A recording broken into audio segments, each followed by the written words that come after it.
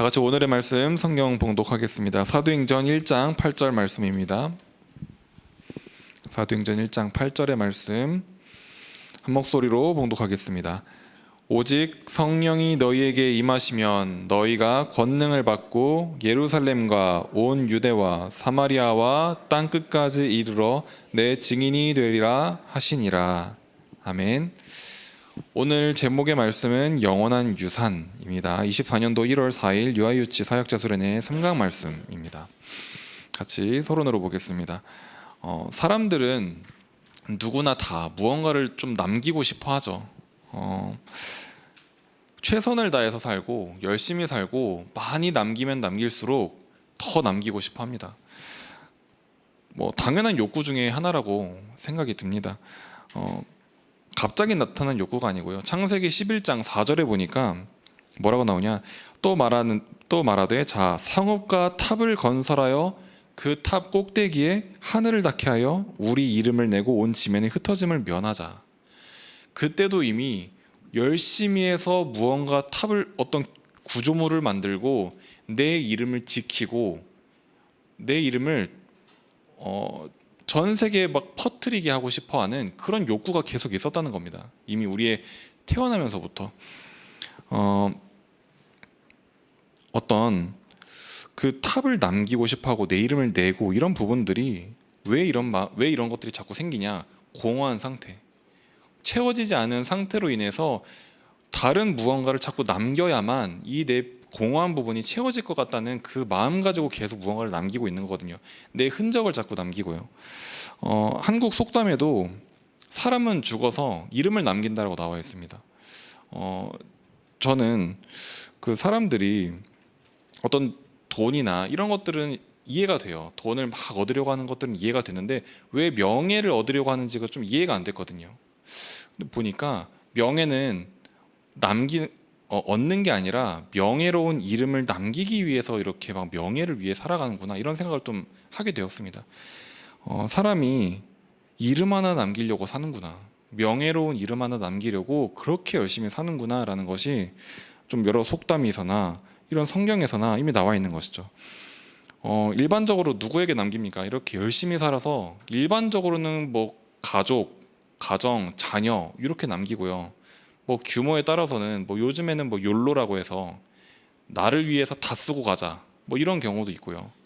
또는 열심히 일해서 어떤 이로운 세상을 위해서 사회에 환원하고 간다, 이런 식으로 좀 그릇에 따라 개인의 어떤 규모에 따라서 이렇게 형태는 좀 달라지게 됩니다.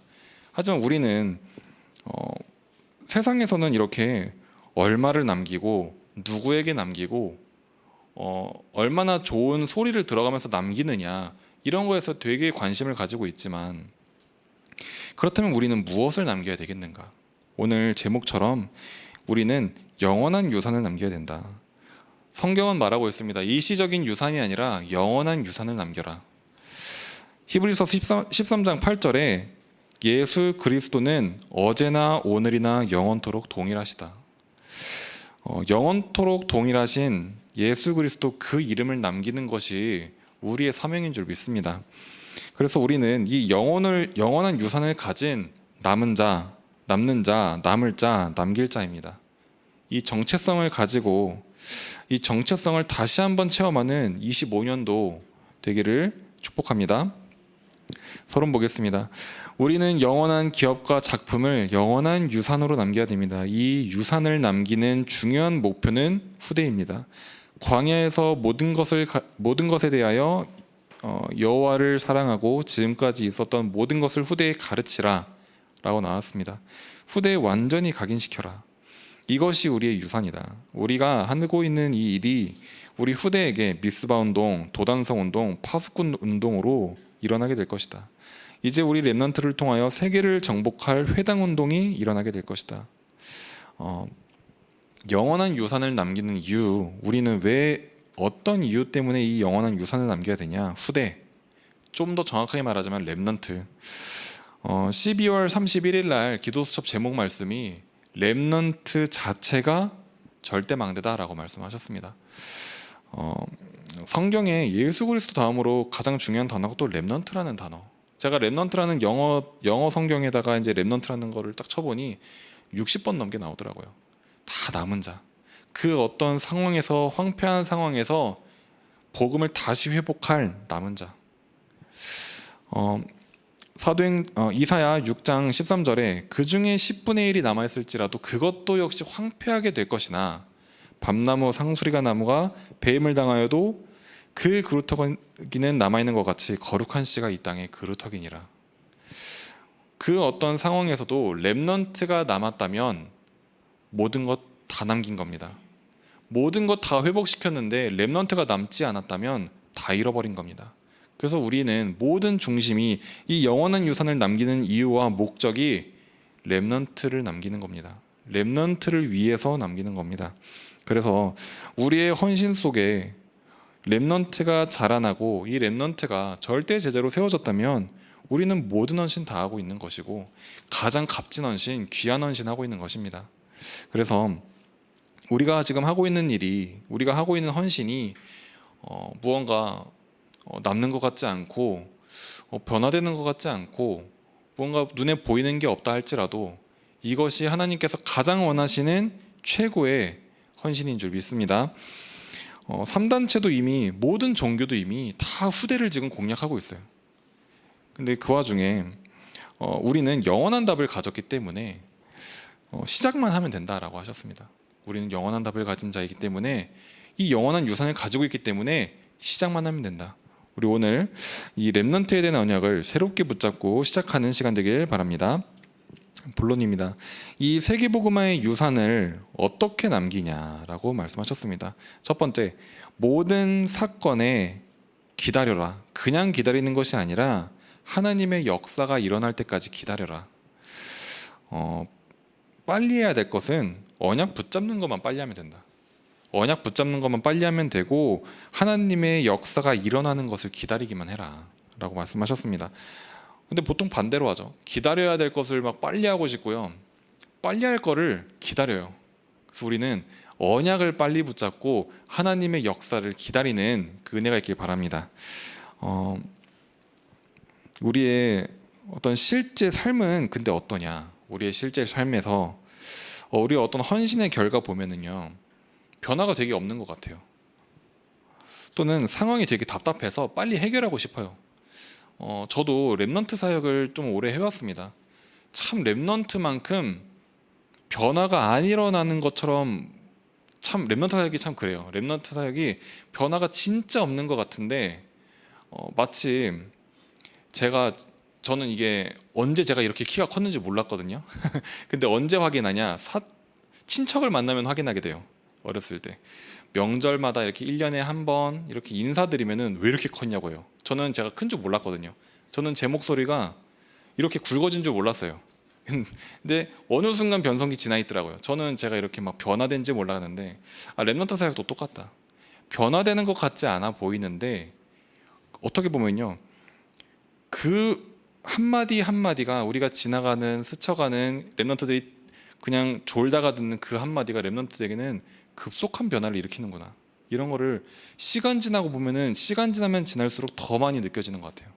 그래서 우리가 어떤 실제 우리의 삶에서 혹은 우리의 헌신 속에서, 우리의 사역 속에서 참 변화가 안 일어나는 것 같다. 언제까지 이런 좀 답답한 상황이 언제까지 지속될까? 이렇게 좀 우리도 모르게 답답한 부분이 계속 있을 수 있겠지만 변화의 기준이나 변화의 속도나 그 기준을 내가 잡고 있으면 안 된다는 겁니다. 얼마만큼 변화되어야 만족되는 변화입니까? 언제까지 변화되어야 되는 겁니까? 그 기준이 뭡니까?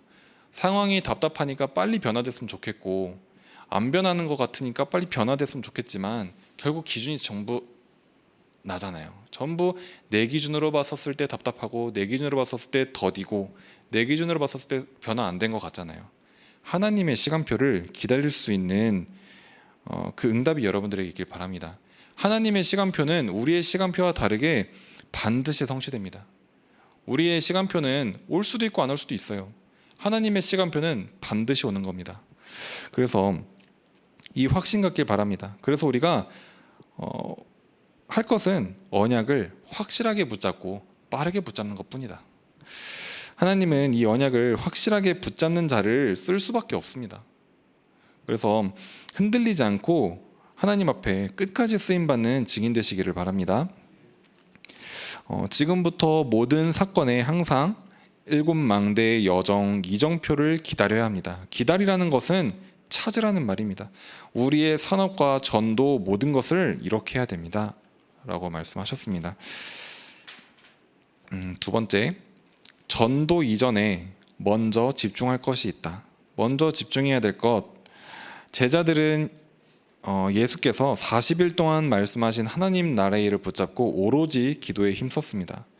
사도행전 2장 다락방의 역사, 마가다락방에 일어났던 역사가 일어난 후에 안진뱅이를 일으키는 일이 일어났습니다. 사도들은 기도와 말씀에 집중하기 위해서 일꾼들을 세웠습니다. 이번 원단 메시지 2강 말씀 때 주신 말씀입니다. 왜 우리는 집중해야 되느냐? 왜 우리는 깊은 시간을 가져야 되느냐? 우리는 모두 현장을 살리러 가는 순례자이기 때문입니다. 순례자는요, 가는 모든 길에 뭐 하나 만났다고 멈추지 않습니다. 뭐 하나 딱 마주쳤다고 막 갈등하거나 이러지 않고요, 넘어갑니다. 돌아섭니다. 무슨 일이냐? 모든 것을 수용하고 넘어가는 것이다. 순례자는 모든 것을 초월하고 넘어가는 것이다. 순례자는. 그래서 집중 기도의 힘이 필요하다는 겁니다.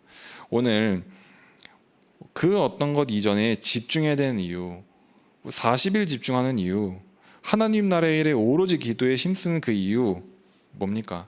수많은 응답 가운데 응답에 머무르지 않고요, 수많은 문제 가운데 문제에 머무르지 않고 넘어서는 겁니다. 다 수용하는 겁니다. 다 초월하는 겁니다. 어디까지? 세계복음화까지. 그래서 우리는 이 집중 기도 다시 회복하면서 속지 않고 이 축복을 감당하고 남을, 어떤 문제를 보통 감당할 힘은 돼요. 근데 축복은 감당이 안 될 때가 많거든요. 문제도 다 수용 초월하면서 또 모든 축복도 다 넘어서는, 다 모든 축복을 감당하고도 남을 그 힘을 얻는 시간 되기를 예수 그리스도의 이름으로 축복합니다. 세 번째, 절대 불가능에 절대 가능으로 도전하라. 안디옥 교회는 하나님의 절대 계획을 보고 도전했습니다. 천하가 기근이 들었는데 안디옥 교회만 물질 축복을 받았습니다. 베드로가 잡혀간 그날 밤에 제자들은 엄청난 도전을 했습니다.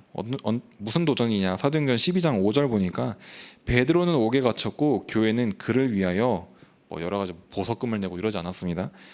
그를 위하여 간절히 하나님께 기도하더라. 그러고 나니까요, 감옥소 안에서 막 문이 열리고 수많은 역사가 또 일어나게 돼요. 바울팀은 성령의 인도를 완전히 받은 후에 세상이 해결할 수 없는 병을 고쳤습니다. 사도행전 13장 4절에 두 사람이 성령의 보내심을 받아 실루기아에 내려가서 거기서 배를 타고 구브로에 가서 성령의 보내심을 받았을 때 움직였습니다. 응답이 빨리 오지 않아도 괜찮습니다. 누리고 있으면 됩니다. 두란노에 가기 전에 마가다락방에 있었던 역사를 완전히 체험했습니다. 그것으로 끝난 것이 아닙니다. 로마도 보아야 하리라. 말씀에서 어떤 말씀 주셨냐? 신앙생활을 제대로 못하는 사람들은 믿음 가지고 뭔가 도전하겠다라고 지금 그렇게 도전하고 있다는 겁니다. 되게 틀린 말은 아니잖아요. 믿음 가지고 도전하겠다는 것이 나쁜 말도 아니고 틀린 말도 아닌데 이렇게 해서는 잘 안 될 거라고 말씀하셨습니다. 왜냐? 믿음으로 도전해서는요, 믿음으로 계속 도전해가는 거는 결국 그 안에 여러 가지 섞일 수밖에 없어요. 믿음으로 도전하는 그런 과정 속에서. 그러니까 나의 로마, 세계복음화까지 갈 수 없다. 그럼 어떻게 해야 되냐? 성경 속 렘넌트들은 믿음으로 도전한 게 아니라 완전히 성령인도 받았다라는 거예요. 절대 불가능에 도전한다라는 거는 믿음 가지고 뭔가 막 이 단계를 깨면서 내가 막 앞으로 나아가겠다 이게 아니라요, 완전히 성령인도 속으로 들어갔다라는 겁니다.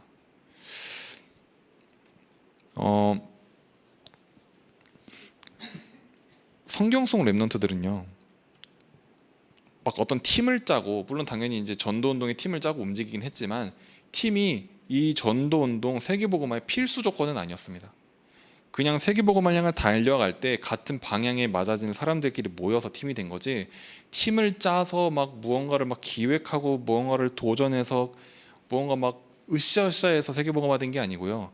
완전히 성령 인도 속으로 들어가서 완전히 하나님께서 하시는 일. 바울도요, 수많은 그런 바울 팀들이 모여서 뭐 어떤 기획을 짜고 뭐 이렇게 한 게 아니라요, 성령의 부르심을 받았었을 때 그때서야 이동했습니다.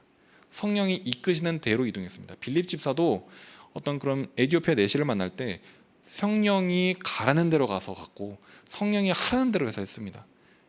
우리가 어떤 뭐 전도 운동 속에서 팀이 계속 만들어질 수 있습니다. 어떤 경우는 만들어졌다가 해체됐다가 만들어졌다가 하기도 합니다. 근데 그것은 뭐 팀으로 하는 것은 아니고 오직 성령의 충만함을 입었었을 때 그때서 비로소 한 사람으로부터 세계복음화가 가능하다라는 것입니다. 성경 속 렘넌트들은 절대 불가능에 절대 가능으로 도전했습니다. 이거는 방법이 아니라 상태입니다. 오늘 완전히 성령 충만 회복되는 시간 되기를 예수 그리스도 이름으로 축복합니다. 결론입니다. 이제 하나님이 주신 것으로 하는 제한된 집중, 하나님의 나라의 일을 누리는 선택적 집중, 재창조를 이루는 원네스 집중에 도전하면 됩니다. 좀 이 집중이 참 알면서도 안 돼요. 이 집중이 하고 싶어도 이미 알면서도 참 집중이 잘 안 되는 부분들이 많은데, 그 관성이라고 하잖아요. 관성. 하고 있는 것을 계속 하려고 하는 거. 저는요, 때론요, 되게 가치 없다고 생각하는 것들을 알면서도 계속 붙잡고 있을 때가 많더라고요. 이거는 정말 내 인생에 도움 안 되는 건데 이미 나한테 너무 익숙하고 내가 그걸 너무 해왔고 그걸 통해서 예전에 도움받았던 경험도 있고, 그러다 보니까 그 옛날 거, 되게 가치 없는 거, 지금 와서는 좀 별 볼 일 없는 거를 나도 모르게 계속 붙잡고 살아왔다 보니까 계속 붙잡게 되는 거예요. 관성처럼. 오늘요, 어쩌면 이 움켜쥐고 있는 것을 내려놓으면 나도 모르게 불안해져요.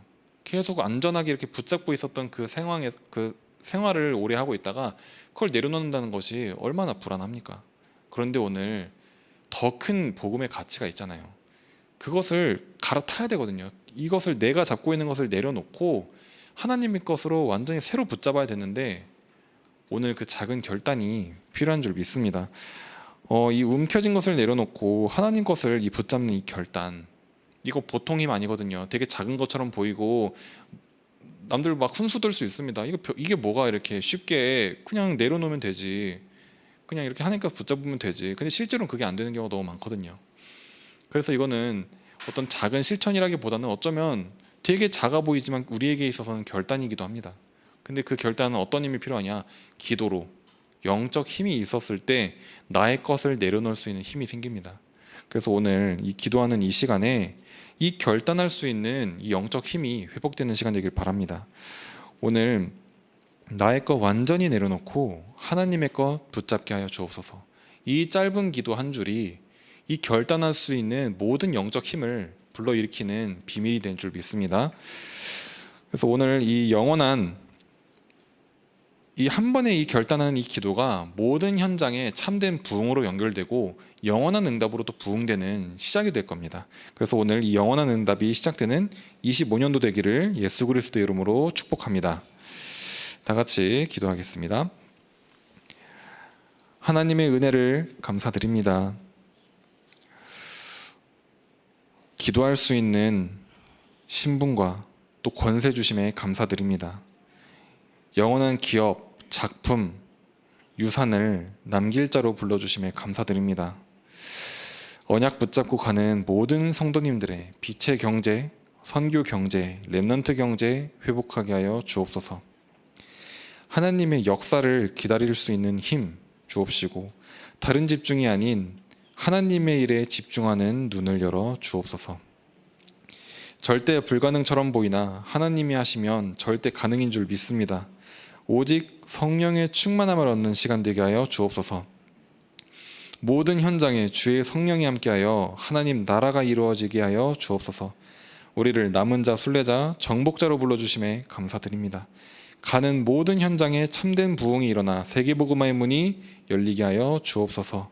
가는 모든 곳마다 절대 제자 세워지게 하여 주옵소서. 지금도 살아계셔서 역사하시는 예수 그리스도의 이름으로 기도드립니다. 아멘.